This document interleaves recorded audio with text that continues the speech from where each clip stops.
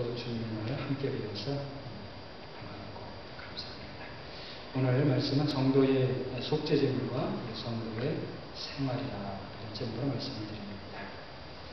우리 지난 주일에는 우리를 위해서 속죄제물이 되신 예수님을 통해 우리가 어떠한 은혜를 받는지 살펴보았습니다.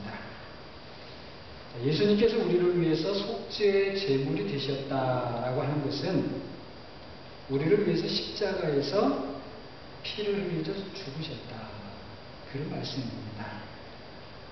자, 그럼 우리를 위해 흘리신 그 예수님의 피로 말미암아 우리가 어떤 은혜를 누립니까? 자, 우리가 좀 오늘 화면을 좀 봅니다. 우리 그 내용이 레위기 5장, 우리 지난주에 봤죠? 5장에 나오는 그 속죄 제물의 피가 어디에 뿌려졌는지를 우리 볼 때에 알 수 있게 되는 것이죠. 첫째는 그 속죄 제물의 그 제물의 피가 휘장에 뿌려졌습니다. 성소 휘장에 뿌려진 것이죠. 그래서 그 휘장, 성소와 지성소를 나누는 휘장에 피가 뿌려졌다, 7번 뿌렸다라고 하는 것은 그 지성소, 하나님이 계시는 그곳으로 우리가 나아갈 수 있게 되었다, 그것을 의미합니다. 둘째로는 향단 뿔에 그 피가 발라졌습니다. 그 향단에 뿔이 4개, 4못을 했는데 그 뿔에 발라졌죠. 무엇이죠? 우리의 이제 기도가 하나님께서 들으시고 응답하시는 기도가 되었다는 것입니다. 여러분 믿습니까? 여러분 기도가 믿음으로 할 때 이제 그럼 하나님께서 들으시는 거예요. 그리고 응답하신다. 셋째로는 그 속죄제물의 피가 제단 뿔에 발라졌습니다. 제단이라고 하는 건 이제 모든 제물을 하나님께 앞에서 태워야 될 그 제물의 내용들을 그에 올려놓고 태우는 그 단이죠. 거기에도 4 뿔이 있었습니다. 그 뿔에 발랐다는 겁니다. 이것은 우리가 십자가에서 예수님과 함께 그 옛사람이 죽고 새 사람을 입었다는 거예요. 새롭게 되어지는 거예요. 우리가 하나님의 구원을 받은 자녀들이 되었다는 겁니다. 변치 않는 이 사실. 그래서 우리가 이제는 어디에 가든지 하나님의 자녀로 살아야 됩니다. 흔들려서는 안 됩니다. 넷째로는 그 속죄제물의 피가 제단 밑에 바닥에 쏟아부어졌습니다. 남은 피가 다 그렇게 쏟아부어졌어요. 무엇인가 하면 이제는 우리의 모든 생활이 하나님께서 받으시는 거룩한 생활이 되었다는 것입니다. 그렇기 때문에 우리가 이제는 성도로서 먹는 것도 마시는 것조차도 하나님의 영광을 위해서 해야 되는 겁니다. 말씀드렸듯이 구약에 나오는 제물들은 예수님으로 말미암아 우리에게 주시는 이런 하나님의 은혜를 모르고 그 자체 제물을 어떻게 드리는가 이런 것들만 보면 참 이해하기 어렵습니다. 우리와 너무 상관이 없는 이야기 같습니다. 또 그 말들 자체가 우리가 사용하는 말이 아니죠, 평소에. 뭐 번제물이라고 하는 말, 소제물이라는 말, 화목제물이라는 말, 속죄제물이라는 말, 석권제물이라는 말 자체도 어렵거든요. 이거 보통 사용하는 말도 아니에요. 그래서 이해하기가 어렵습니다. 그러니까 이해하기가 어려우면 또 은혜 받기가 어려워요. 그런데 이 예수님의 복음, 달리 말해서 이 하나님의 은혜의 눈으로 그 제물들을 하나하나, 그 제물을 통해서 되어진 일을 하나하나 보게 되면 그 속에 참 놀라운 것들이, 하나님의 보화들이 감춰져 있다는 거예요. 레위기를 보게 되면은 레위기는 모세 오경 중에 중간에 위치해 있습니다. 가장 중요하다는 그런 의미가 있어요. 그 기억을 하시기 바랍니다. 그리고 레위기는 이스라엘 백성들은 글을 읽고 깨달을 나이가 되면 제일 먼저 읽었던 성경이 레위기입니다. 레위기를 보게 되면 1장부터 6장 7절까지 이 5가지 제물들이 나옵니다. 이럴 때는 이런 제물을 드려라. 제물을 드릴 때도 이렇게 해라. 자, 그 다음에 6장 8절부터 7장까지는 다시 그 5가지 제물들에 대해서 보충으로 설명해주는 규례들이 나옵니다. 보충 규례라 하는 것은 말 그대로 보충해주는 겁니다. 그런데 그 보충하는 내용의 대부분은 뭐냐면은 제물을 드리는 이제 과정을 설명해주면서 특별히 그 제물이 이미 드려진 그 제물이 이제 어떻게 처리되어야 하느냐 하는 것들을 보충적으로 설명해주고 있습니다. 그런데 이 부분이 또 아주 중요합니다. 하나님께 드려진 제물들이 처리가 되는 길이 3가지가 있습니다.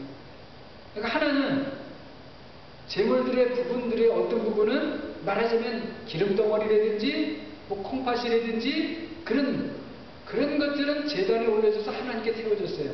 그러니까 그건 하나님의 음식이었습니다. 제물들에는 일부가 하나님의 음식이 되는 게 있었고요.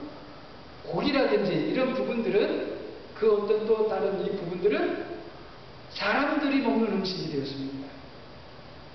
그리고 또 이것도 아니고 저것도 아닌 것들을 또 따로 해서 그거는 하나님께서 정하신 곳에서 다 불살라가고 제가 되어서 그렇게 처리를 했습니다. 그래서 이 제물들이 어떻게 처리되는가에 따라가지고 이렇게 된다 하는 것이 6장, 레위기 6장 8절부터 7장까지 나오는 그 보충 규례에 나오는 내용들입니다. 자, 오늘 본문 25절을 보게 되면 죄를 위하여 25절이죠. 26절입니다. 죄를 위하여 제물을 드리는 제사장이 그 속죄 제물의 고기를 거룩한 곳에서 어떻게 해야 됐습니까? 먹어야 되겠습니다. 제사장이 먹는 거예요. 자, 여러분 잘 보세요. 제사장이 속죄 제물의 고기 일부는 하나님의 음식으로 드리고 그 다른 일부를 제사장이 그 고기를 먹는단 말입니다. 자, 오늘 설교는 바로 이 부분입니다. 제사장이 속죄 제물의 고기를 먹는다. 이게 무엇인가? 자, 제사장이 먹어요. 무엇을 먹는가? 속죄 제물의 고기, 속죄 제물을 먹는단 말입니다. 그럼 여기서 이 먹는다라고 하는 것이 무엇인가? 이거는 결론적으로 말씀을 드리게 되면 다른 게 아니고 하나가 된다는 것입니다. 그 속죄 제물이 내가 되고 내가 그 속죄 제물이 되는 거예요. 성경에서 먹는다라고 하는 것은 그런 의미가 있는 것입니다. 자, 우리가 성찬식 때에 떡과 잔을 통해서 예수님의 살과 피를 먹는다 합니다. 그 먹는다는 게 뭡니까? 먹는다는 게. 여러분 잘 이해하고 들으시기 바랍니다. 그 다른 게 아니고요. 예수님의 내가 피를, 살을, 그 떡을 통해서 먹는다. 그는 그 예수님이 내가 되고 내가 예수님이 된다는 거예요. 믿습니까, 여러분? 이게 성찬이에요. 이게 서로 일체 하나가 된다는 겁니다. 그래서 여러분 고린도전서 11장 27절을 보게 되면 사도 바울이 이 성찬에 대해서 설명을 쭉 하면서 그러므로 누구든지 이 주의 떡이나 잔을 합당하지 않게 먹고 마시는 자는 주의 몸과 피에 대하여 죄를 짓는 것이니라. 이렇게 말씀하고 있단 말이에요. 제사장이 속죄 제물의 고기를 먹을 때에 그저 배가 고파서 배를 채우려고 그것을 먹는다든지 평소에 맛보지 못했던 고기 맛을 보려고 먹는다.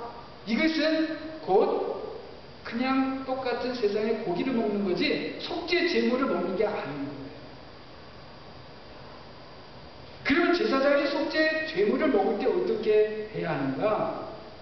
저 속죄 제물이 내가 되는 것이다. 내가 또 저 속죄 제물이 되는 것이다. 이름은 믿음으로 먹어야 한다는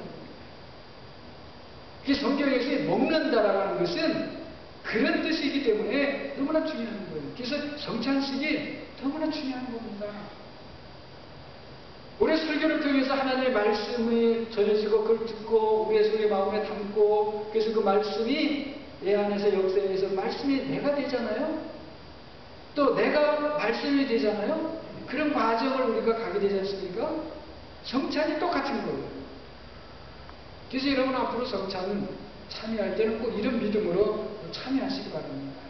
자, 우리가 제사장이 속죄 제물을 먹는 것을 살펴보기 전에 먼저 알아야 할 것들이 있습니다. 오늘 이제 본문 가운데서 먼저 알아야 될 것들을 보게 되면 이 속죄 제물은 지극히 거룩하다는 것입니다.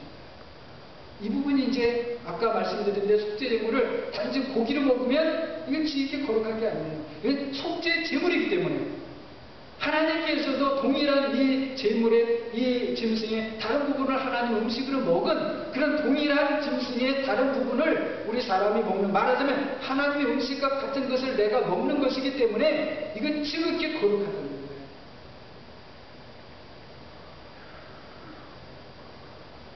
이것을 또 달리 말씀을 드리게 되면 제사장이나 회중이 죄를 지었다가 깨닫고 드리는 수송아지, 또 족장이 죄를 지었다가 깨달은 다음에 드리는 수정소, 일반 백성이 죄를 지었다가 깨달은 다음에 드리는 암염소나 어린 양은 흠없는 것이었지만은 다른 짐승들하고 다 똑같은 것입니다만은, 그런데 하나님의 제단 곁으로 가지고 와서 하나님의 규례대로 죄를 짊어지고 죽은 다음부터는 무엇인가 거룩한 것이 되는 거예요. 거룩하다는 거예요. 그래서 25절 말씀에 속죄 제물은 지극히 거룩하다. most holy. 최고로 거룩하다는 것이에요.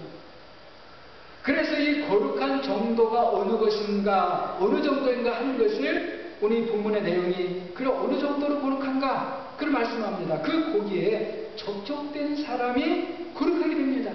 달라지는 거예요. 또 제물에서 흘린 그 피가 만약에 옷에 묻었으면은 그 옷조차도 거룩해져요.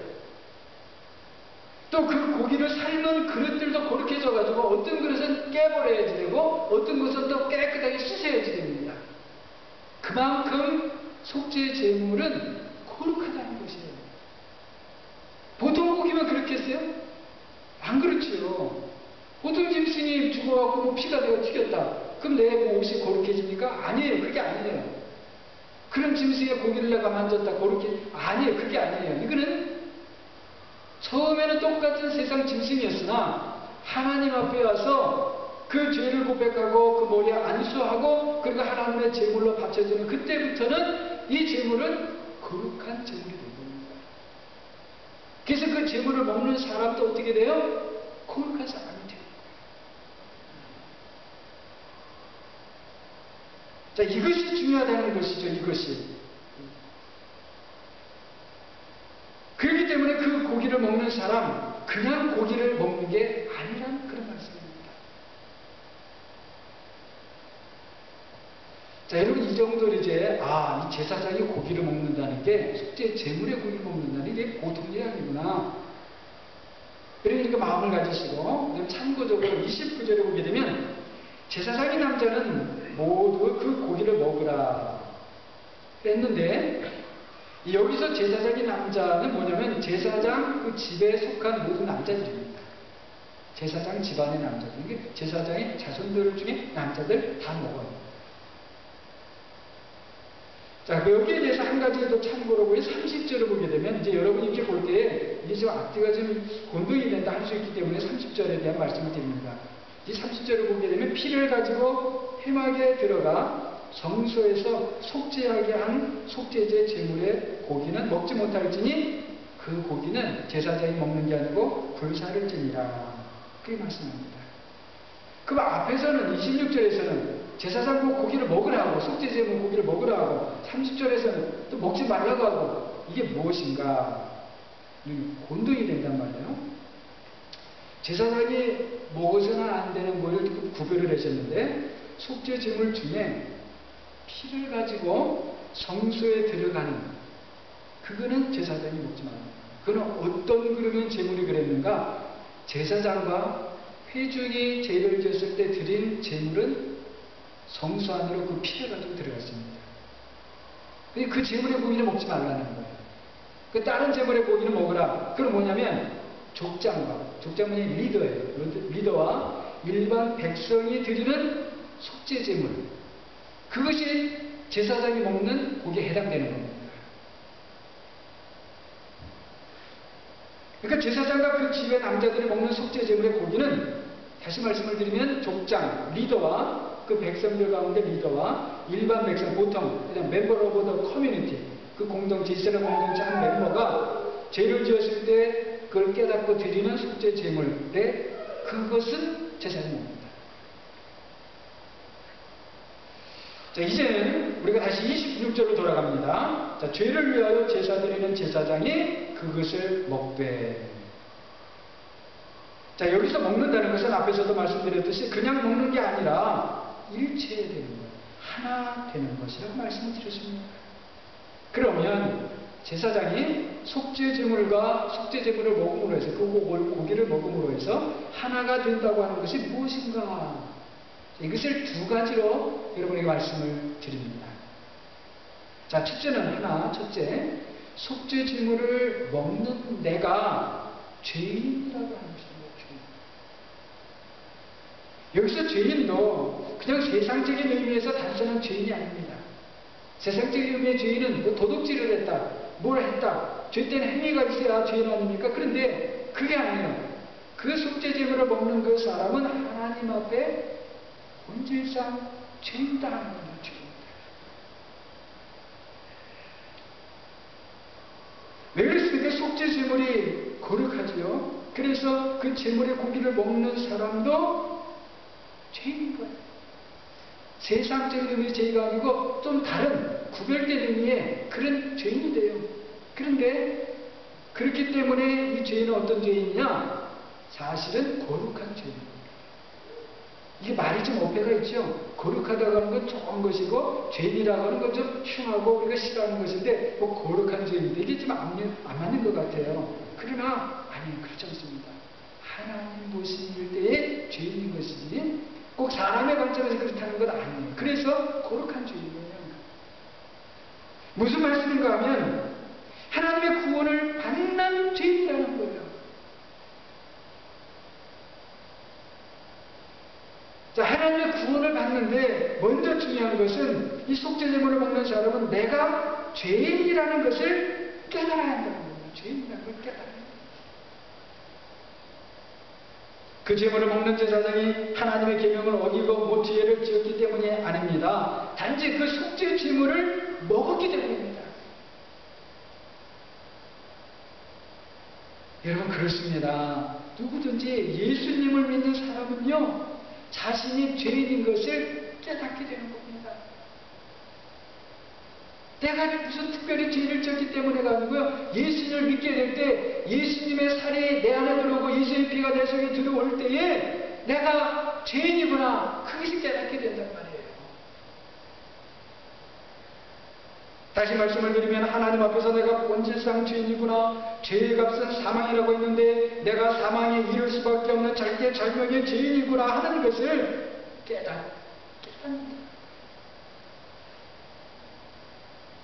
사람들은 자신이 하나님 앞에서 용서를 받아야 할 죄인이라는 것을 도무지 알지를 못합니다.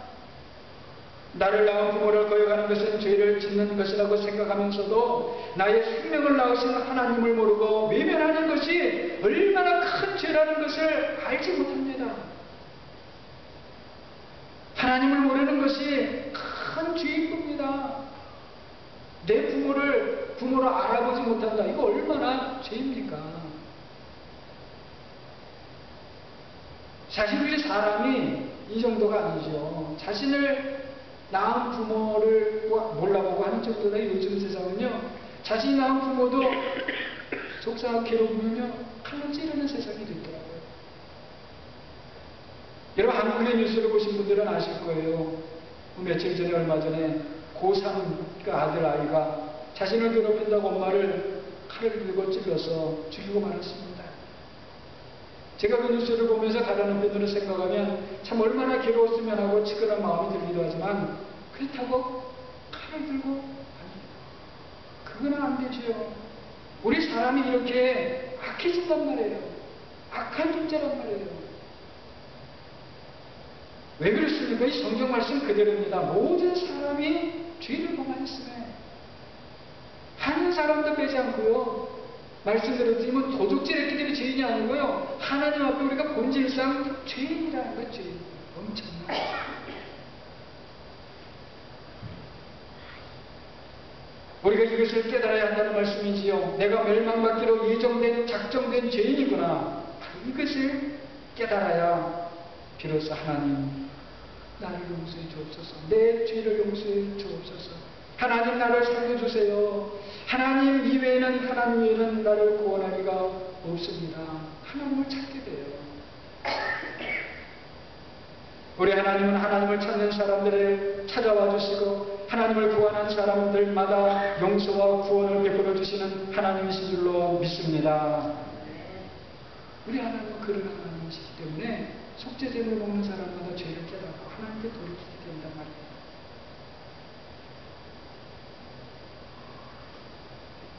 성도가 성도답게 되는 첫 번째가 무엇인가? 다른 것 아닙니다. 내 자신이 하나님 앞에서 죄인이라는 것을 깨닫는 것입니다.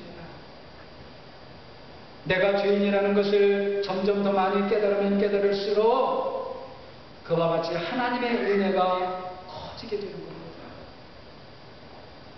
작게 깨달은 사람도 은혜가 있긴 있어요. 그런데 그 은혜는 작아요. 그러나 크게 깊이 깨달으면 깨달을수록 하나님의 은혜도 크고 깊어진다는 그런 말씀입니다. 우리 목양에 사랑하는 성도님들, 여러분은 내가 죄인됨을 더 많이 깨달아서 하나님의 더 큰 은혜 가운데 머무시고 하나님의 은혜를 받으시는 여러분과 제가 되기를 바랍니다. 누가복음 18장을 보게 되면 예수님께서 두 사람을 비유로 들어서 말씀을 하십니다. 한 사람은 자기를 의롭다라고 생각하는 바리새인입니다. 다른 한 사람은 어떤 사람이 세리입니다. 바리새인은 하나님의 성전에 올라가서는 따로 서서 혼자 서서 하나님에게 기도를 하는데, 하나님, 저는 도둑질도 안 했습니다. 저 사람들처럼 나쁜 짓 안 했습니다. 그래서 감사합니다. 하나님, 저렇게 죄 짓는 사람들과 저는 다릅니다. 감사합니다. 특별히 저 지금 내 옆에 있는 저 세리하고도 같지 않습니다. 그게 참 감사합니다. 이렇게 기도했어요.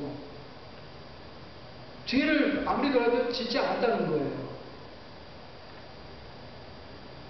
여러분, 이렇게 기도했다고 하는 것은, 이 예수님의 비유는 아주 그 속을 보여주는 것이니, 기도는 뭐냐면요, 우리 속마음을 드러내주고 있는 거거든요. 그러니까 그 사람의 속마음이 사실 늘 이랬다는 거예요. 우리 사람은 자기 겉의 문제가 아니고 늘 속이 문제예요, 속. 그런데 세리는 멀리 서서 감히 눈을 들어 하늘을 쳐다보지도 못하고, 하늘 좀 보면 어떻습니까? 그런데 감히 하늘도 못 쳐다봤어요. 그리고는 자신의 가슴을 치면서 기도하기를, 하나님이여 나를 불쌍히 여기소서, 나는 죄인이로소이다. 이렇게 기도했습니다. 예수님께서 하시는 말씀이 저 바리새인이 아니라 나는 죄인입니다 했던 이 세리가 의롭다 하심을 받고 집으로 돌아갔다. 그렇게 말씀하셨습니다. 우리 하나님은 어떤 사람을 하나님의 사랑의 품으로 품어주십니까? 내가 의롭다고 하는 사람이 아닙니다. 나는 죄인입니다. 나를 불쌍히 여기소서 하는 그 사람입니다. 내 스스로 의롭다고 하는 사람이 아니라 하나님이 의롭게 해주시는 사랑하는 여러분이 모두 되시기를 바랍니다. 우리의 속에서부터 주여, 하나님 나는 죄인입니다. 하나님 나를 불쌍히 여기소서. 그래야 되는 줄 압니다. 그리고요, 거기에 또 한 가지 여러분의 말씀드립니다. 우리 속으로도 그러면요, 우리 좀 겉으로도 좀 그렇게 돼야 되겠습니다. 그래서 우리 좀 이렇게 말꼬리도 막 하다가 좀 낮추세요. 말꼬리도 겸손하게 좀 낮추세요. 막 올리지 마시고, 눈꼬리도 말이죠. 눈 크게 내리지 말고 눈꼬리 좀 내리세요. 네? 그렇잖아요. 속으로는 나는 죄인입니다. 그런데 겉으로는 아니고. 그럼 이게 아니잖아요. 자세도 우리 좀 낮추십시다. 하나 주십시다. 우리 예배 시간에 특별히 받아요. 예배 시간에 우리가 우리 자세부터 배워갖고요. 하나님 제가 죄인입니다. 주여. 정말 나 같은 자 하나님 불쌍히 여겨 주옵소서. 우리가 예배 시간 시작부터 끝까지 우리의 마음과 태도가 그렇게 되어야 되는 줄로 압니다. 여러분 그렇게 믿으십니까? 그렇게 되어야 돼요. 하나님이 그러면은요 그 예배 가운데서 하나님께서 내가 너를 사랑하마 하나님의 사랑의 음성을 듣고 힘이 나갖고요 쫙 돌아갈 수 있는 거예요. 제사장이 속죄제물을 먹었다는 것은 둘째로는 속죄제물로 자신을 드리는 삶을 살라는 것입니다. 자, 이것은 전혀 차원이 좀 다르죠. 삶을 살 때 내가 이제 속죄제물을 먹었잖아요. 내가 이제 속죄제물이 내 안에 있지 않습니까? 이제 내가 속죄제물이 되지 않습니까? 그럼 내가 이제 사는 것도 어떻게 해야지 돼요? 나를 속죄제물로 드리는 삶을 살라는 겁니다. 그렇다면 속죄제물로 드리는 삶이 어떤 것입니까? 다른 것이 아니고요. 다른 신약성경을 보게 되면 계속 이런 말씀이 나오는데 그게 사실은 속죄제물을 드리는 삶이에요. 뭐냐면 다른 사람들의 죄를 용서해주고 씻어주고 덮어주는 그런 삶을 살라는 것입니다. 이런 용서하는 삶, 용서해주는 삶, 이건 아주 값진 삶입니다. 재물 중에서도요, 그는 말하자면 등급이 높은 재물에 속하는 그런 겁니다. 여러분 속죄제물의 내용을 보게 되면요, 평민이라도 이스라엘 백성 한 백성이라도 그 가져오는 제물이 뭐냐면 적어도 염소가 그 양이었어요. 그런데 다른 제물들은 그냥 곡식가루도 갖고 와도 됐잖아요. 그리고 어떤 저기는 비둘기도 있잖아요. 근데 속죄제물은 안 해요.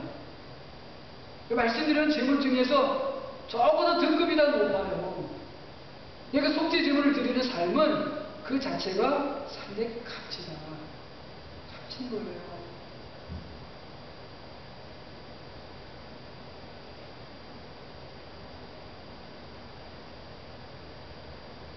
여러분 우리가 죄를 깨닫는 것도 큰 일이고 나아가서 다른 사람의 죄를 씻어주는 삶을 산다는 것 역시 너무나 값지고 귀한 거예요. 예수님께서는 의인이 아니라 죄인을 부르러 오셨다고 하셨습니다. 죄인들과 친구가 되어주셨습니다. 이거 어려운 겁니다. 그래서 요한복음 8장을 보게 되면 모든 사람들이 지금 다 정죄하고 있는 그런 감정에 붙잡힌 여자를 앞에 두고 그렇잖아요 여러분. 다른 사람들이 다 아니라는데 거기서 나 혼자 거기다 대고서는 아니다 이게 쉬운 일이 아니잖아요. 잘못하면 그 모든 사람들이 내가 문매를 맞을 수가 있는데, 그런데 모든 사람들이 정죄하고 있는 감정에 붙잡힌 여자를 그 두고 예수님께서 죄 없는 자가 먼저 돌로 치자. 사람들이 다 돌아가잖아요. 그러면 그 여자에게 예수님께서 나도 너를 정죄하지 않는다. 가서 다시는 죄를 짓지 말아라. 이제까지 내가 죄를 짓던 것은 내가 상관하지 않겠다. 저는 이 가난중에 붙잡힌 이 여자가 예수님의 그 말씀을 듣고 저는 큰 은혜를 받았을 것이라고 생각을 해요. 성경에 나와 있지 않지만 이 여자는 분명히 변화를 받아서 새 사람이 됐을 거예요. 다른 사람을 용서하고 죄를 씻어주고 내가 대신 그 사람의 약한 것들을 짊어진다는 것은 말씀드렸듯이 결코 쉬운 일이 아닙니다. 그러나 속죄제물을 먹은 제사장은 그렇게 살아야 됩니다. 그것이 속죄제물을 먹는 이유인 것입니다. 속죄제물을 먹고도 그렇게 살지 않는다면 그 사람은 고기를 먹고 배는 불렀지만 그 속죄제물을 무의미하게 먹은 겁니다. 자신이 먹은 속죄제물을 무가치하게 만들었습니다. 우리 성도들 역시 마찬가지입니다. 우리를 위해 속죄제물이 되신 예수님을 믿는 믿음으로 산다는 것은 우리가 예수님처럼 다른 사람들의 죄를 용서해주고 그 죄를 씻어주고 죄의 짐을 대신 짊어져 주는 삶을 산다는 것입니다. 믿습니까? 안 믿습니까? 안 믿으시는 표정 보이십니다. 큰일 납니다, 여러분. 안 믿으시면. 베드로가 예수님께 형제가 내게 죄를 범하면 몇 번이나 용서해 줄까요? 7번까지 할까요? 7번이 7이라는 숫자가 완전수잖아요. 그럼 이제 7번 하니까 그럼 완전한 거 아니겠습니까? 7번까지면요. 그러나 예수님께서 하시는 말씀이 7번뿐 아니라 7번을 70번까지라도 해야 해라. 이렇게 말씀하십니다. 어쩔 때 이게 좀 헷갈리죠? 7번씩, 70번인지 70번을 7번씩인지 헷갈리시죠? 괜찮아요. 이거 헷갈려도 됩니다. 실제로 사랑을 그냥 그렇게 하시면 돼요. 용서를 좀 피하시면 돼요. 믿었던 사람에게 배신을 당하는 것은 우리를 많이 힘들게 합니다. 그것을 참고 사는 것만도 힘듭니다. 그런데 예수님은 7번씩 70번이라도 용서해 주라고 말씀하십니다. 이것이 속죄 제물로 자신을 드리는 삶인 것입니다. 다른 사람의 죄를 씻어준다는 건 역시 참으로 어려운 일입니다. 여러분, 누가 얼굴에 이렇게 검은 게 이렇게 묻었어요. 여탄 검은 것처럼 이렇게 얼굴에 묻었단 말입니다. 그것을 얼굴에 좀 검댕이가 묻었습니다. 그리고 내가 가지고 수건으로 씻어주는 것, 그거 쉬워요, 어려워요? 그거 하면 할 수 있죠, 쉽죠. 그러나 다른 사람의 죄를 내가 씻어준다. 그것을 깨닫게 해주고, 그 사람의 죄를 깨닫게 해주고, 그래서 죄를 회개하게 해주고, 죄 씻음을 위해서 내가 마치 하나님의 걸레처럼 되어서서 그렇게 사용된다고 하는 것은 그는 결코 쉽지 않습니다. 그래요. 이 속죄제물의 삶을 산다는 것은 어떤 의미에서 내가 다른 사람의 죄를 씻어주는 하나님의 걸레로 사는 겁니다. 여러분, 그게 쉽겠어요? 또 속죄제물의 삶을 사는 것은 약한 사람들의 약점을 담당하고 돕는 삶입니다. 예를 들면 우리 밴쿠버에는 홈리스들이 많이 있습니다. 스트리트피플이라고 하죠. 거리의 사람들. 그 사람들의 문제는 집이 없고 먹을 것이 없다는 것, 이것도 문제입니다만은 더 근본적으로는 정치의 문제죠. 마약, 술 이런 데 완전히 자기 몸이 그냥 완전히 쪄들었어요. 그래서 정신도 완전 부패하고 썩어 있어요. 우리는 그런 사람들의 약한 것들까지도 담당해주고 그들의 짐을 져줘야 되는데, 근데 우리가 보기엔 야, 저거 뭐 마약하고 하다가 저 술에 저러다가 저렇게 된 거 아니냐, 그렇게 비난하기는 쉽지 않습니까? 그러나 이 속죄제물의 삶은 무엇입니까? 그들의 약한 것을 담당하고 그리고 순수한 마음으로 돕는 거예요. 홈리스들을 돕는 많은 사람들과 단체들이 현재 있습니다. 그 사람들이 예수님을 믿는 믿음으로 그 일을 한다면 그것이 바로 속죄제물로 자신을 드리는 삶을 살고 있는 거예요. 그것은 우리 교회에서는 요거는 이제 성탄절을 맞이해가지고요, 이런 좀 계획을 하고 있습니다. 우리가 지금 올해는 푸드뱅크도 좀 이렇게 해서 지금 이렇게 음식도 좀 모으고, 그리고 우리가 할 수 있다면 시간도 좀 내서 그 홈리스들을 돕는 그런 단체나 이런 데 가서 같이 가서 협력해서 돕고, 좀 그런 일을 요번 좀 성탄 시즌만이라도 좀 해보려고 그래요. 물론 우리 교회가 과거에 다 한 적이 있죠. 그러다가 이제 여러 해 동안 사실 못했어요. 새롭게 좀 시작하는 의미에서 이번 성탄절에 그런 시즌을 맞아서 한번 해보려고 합니다. 여러분, 제 광고도 나가게 되면 푸드뱅크에도 좀 참여해 주시고요. 그리고 홈리스들을 돕는 단체를 도와서 여러분 좀 시간도 내주셔서 참여해 주시고 한번 그렇게 해 주시기 바랍니다. 또 어려운 걸 계기로 해서 앞으로 우리 자신을 좀 속죄제물로 드리는 그런 일을 좀 우리가 찾아서 해나가는 겁니다. 속죄제물로 우리 자신을 드린다. 쉽지 않지만 우리가 그런 일을 감당하게 되면 우리 모두에게 참 하나님의 은혜가, 큰 하나님의 은혜가 임할 줄로 믿습니다. 속죄제물을 먹는 제사장은 먼저 자신이 얼마나 큰 죄인인 것을 깨닫는 사람입니다. 그리고 다른 사람을 용서해주고 다른 사람의 허물과 죄를 씻어주고 덮어주며 다른 사람들의 약한 것을 돕고 함께 그 짐을 짊어지는 사람입니다. 사랑하는 우리 목양교회의 모든 성도님들은 속죄제물 대신 우리를 위해서 속죄제물 되시는 예수님을 마음으로 모심으로 우리 자신의 죄인됨을 다 깨닫고 우리 자신을 예수님처럼 속죄제물로 다른 사람을 위해서 드릴 수 있게 되기를 주님의 이름으로 간절히 축원합니다. 기도하겠습니다.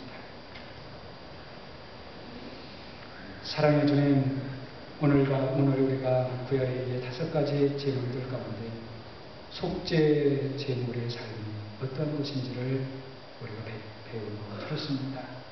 원하옵기는 우리가 들은 대로 그 말씀이 우리의 마음에 살아있어서 우리 안에 주님이 계심으로 우리가 죄인됨을 얼마나 큰 죄인 것을 깨닫게 해주시고 또 하나님 힘주셔서 우리 자신들이 하나님의 기뻐하시는 그런 다른 사람들을 위한 속죄제물로 쓰임을 받을 수 있도록 하나님 역사에 주시옵소서. 연약해진 우리의 다리를 하나님 힘있게 해주시옵시고 주여 또 연약해진 우리 손에 힘을 주셔서 우리가 하나님께서 기뻐하시는 그 일까지도 우리가 이 세상에서 감당할 수 있는 우리 하나님의 목양교회 우리 성도님들 다 되게 주시옵소서. 예수 그리스도 이름으로 기도하옵나이다.